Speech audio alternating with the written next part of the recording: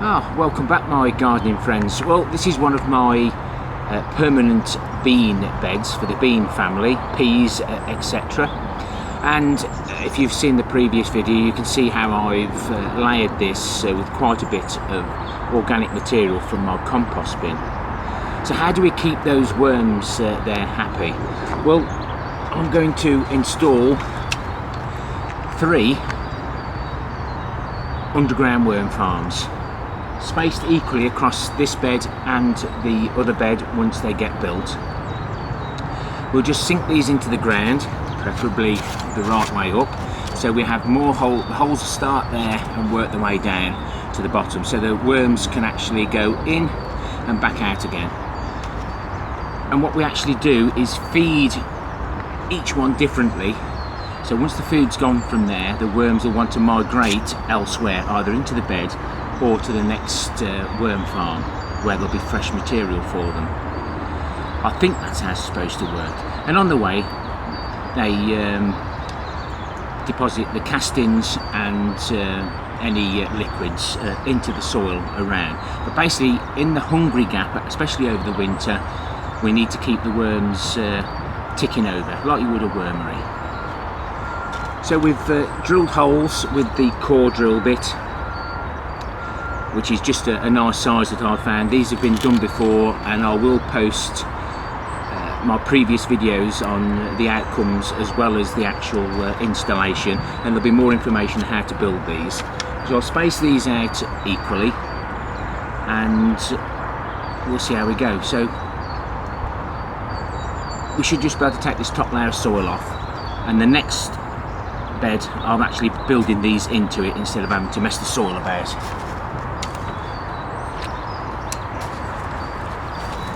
So we'll just, there's the middle,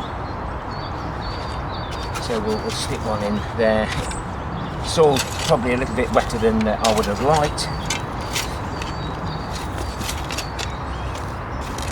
but we're already down to that organic material now, the leaves and everything else that we've added in.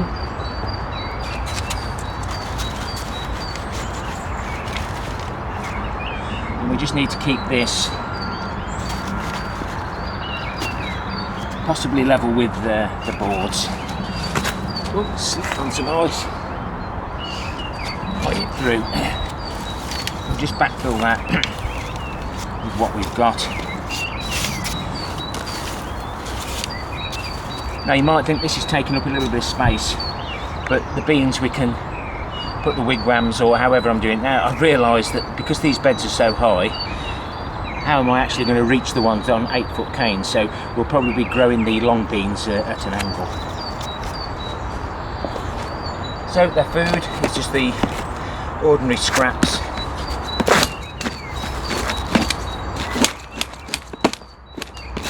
They do prefer it a little bit smaller.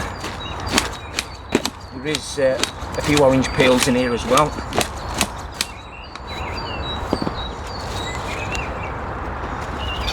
Now I know there's worms already in the bottom. I don't want to add too many more, because if there's a good food supply, then the worms will thrive. And there's even the odd banana skin in here. Chop that a bit now. But this is what I normally put in my compost bin. Bit of everything in there. Fruit and all sorts, just to keep the worms happy. This is that thick cardboard I get, and I've just screwed one of the little hooks in. That'll go on top. Worms don't like light, so that's just an added extra. And then you may have seen previously when I've been a recycling video, I picked up some offcuts of thinnish ply, and I've got 3 bits of material there. So there's my handle, there's the bit that'll sit inside so it doesn't blow away, he says, and without my gloves on I should be able to lift that up, lift that out and add more material as and when. like I said, there are some other videos if you want to watch them. They'll come up at the end.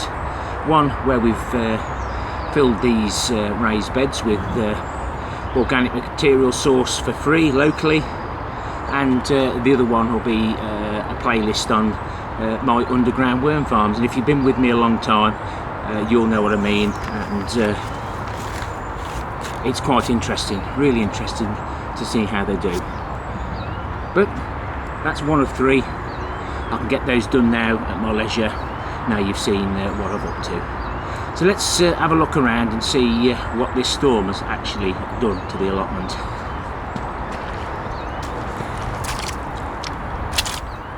And you can hear me squidging about. I managed to cover some of the soil from the previous video when we after I rotavated it and moved it, and as you can see now, the brassicas are ready, they're out of the way. That's where the corner of the bed should go, and this is the dwarf green curled kale. And as you can see, we're absolutely laden with water. I don't care about the water on my allotment after I've seen the film and video footage of everyone having this horrible mess in the houses. So it can be as wet as it like on this allotment, and it can't be nice. And over there you can see that we've now got a couple of the carrot boxes done, and there'll be a separate video on this. But as you can see, I've got them on 2 edging curbs there, so again, this material, the wood, won't be touching the ground. They're all lined nicely, and we've got the first layers of material in. There'll be a separate video on that. But other than the odd sheet being blown off the top of the old carrot box and that, we have not had any damage at all, even to our own property at home. There are people around us that have had roof tiles and roofs lift up, so it's not been the best.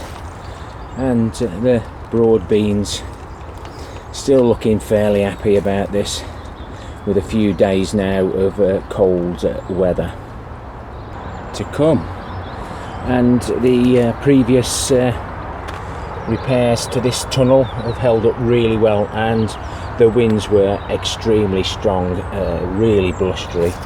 So at least if it can stand this storm, it should stand any. I'd like to thank everyone for those wonderful comments.